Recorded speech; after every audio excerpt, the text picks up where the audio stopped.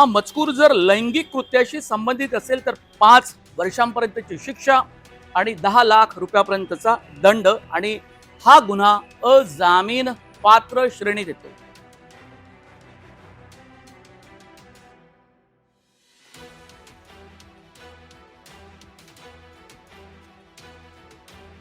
Cyber गुन्ह्याची नोंद होते, पण चारित्र्य प्रमाणपत्र सुद्धा तुम्हाला वेगवेगळ्या ठिकाणी वापरावं लागतं।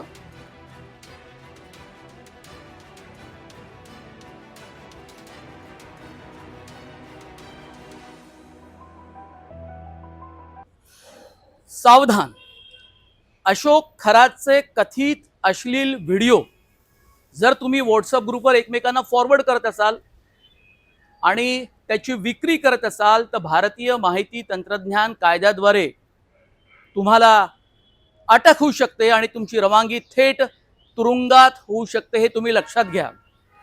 आणि म्हणून बाजारामध्ये अशा प्रकारच्या व्हिडिओची विक्री जोरात सुरू असल्याची माहिती पोलिसांना आहे आणि म्हणून अशा व्हिडिओची खरेदी विक्री करणारे आणि व्हॉट्सअपवर त्याला फॉरवर्ड करणं, व्हॉट्सअपच्या ग्रुपमध्ये त्यावर चर्चा करणं, यावर पोलिसांची मेहर नजर आहे।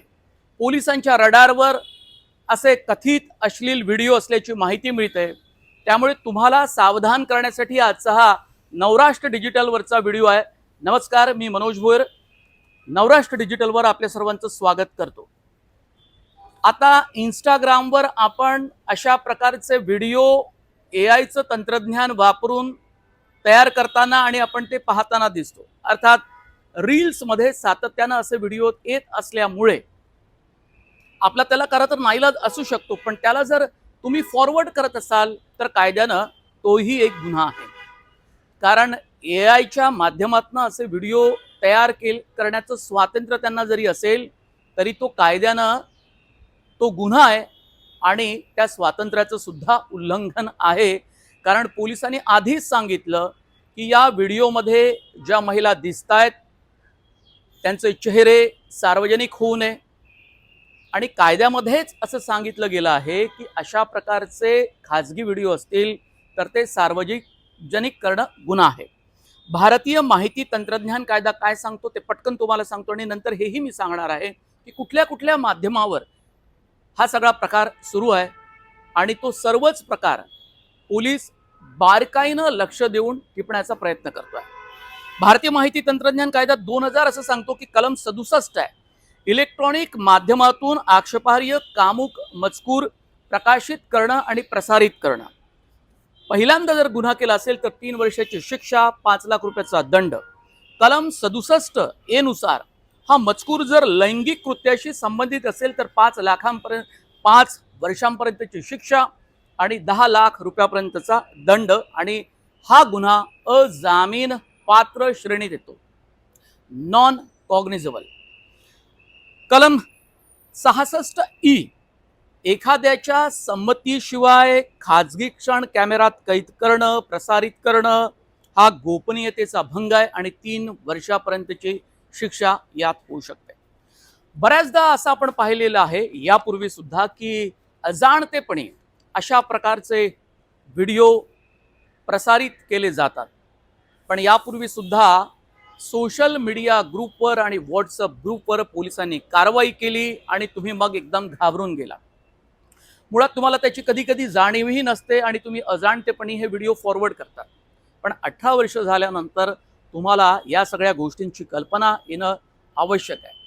सोशल मीडियाचा प्रभाव वाढला, लोक आपापल्या पद्धतीनं व्हिडिओ तयार करतात, त्यात बऱ्याचदा अश्लील भाषेचा वापर केला जातो जो सुसभ्य संस्कृतीमध्ये समाजामध्ये अशा प्रकारे अजिबात चालणारा नसतो।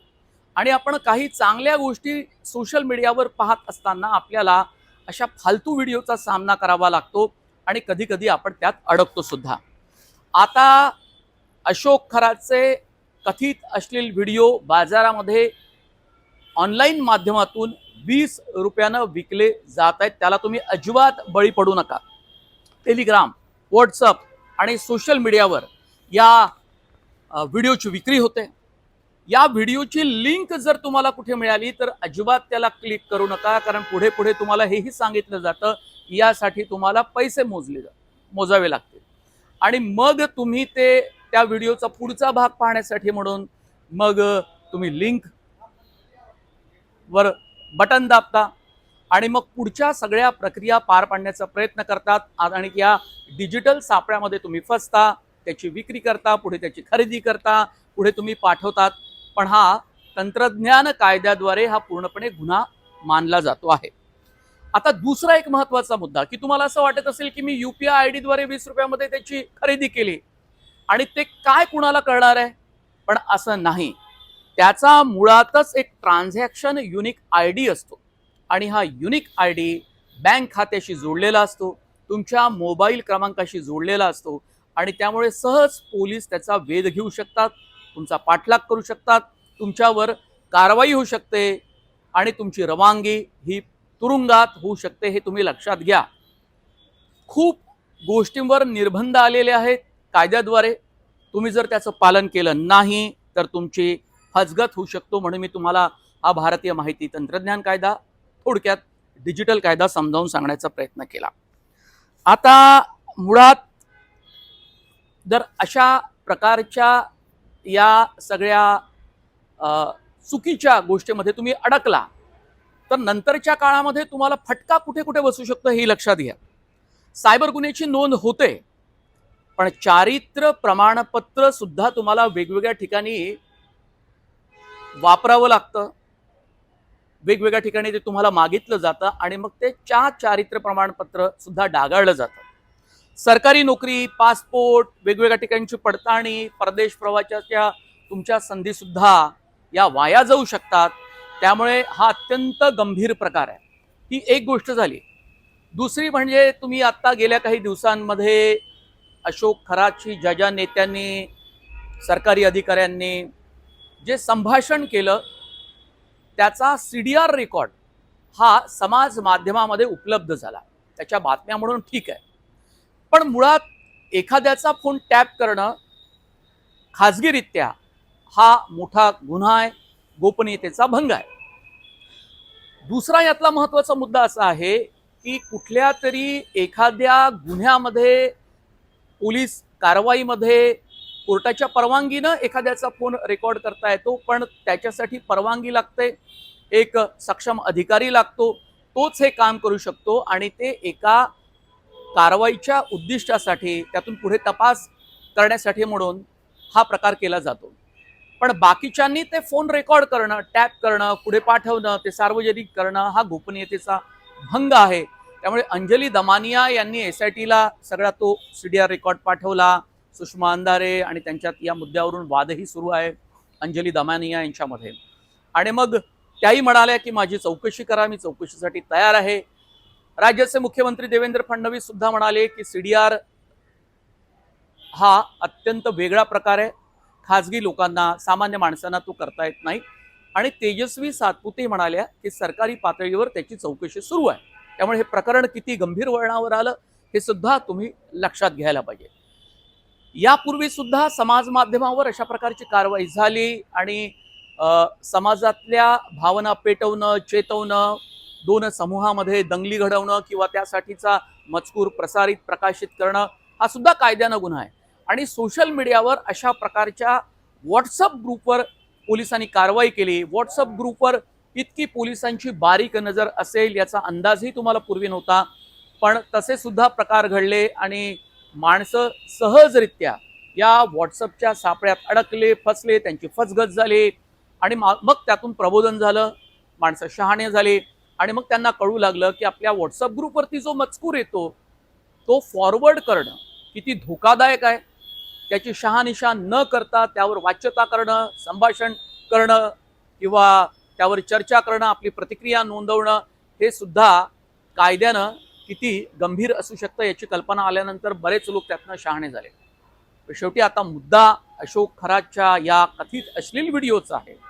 यात पोलिसांनी सांगून सुद्धा लोक कायद्याचं उल्लंघन करतात, AIच्या माध्यमातून व्हिडिओ तयार करण्याचा प्रयत्न करतात, तो सोशल मीडियावर टाकतात जेणेकरून हजारो लाखो लोकांनी तो पाहावा. अनेक लोकांनी पाहिल्यामुळे तो व्हायरल होतो.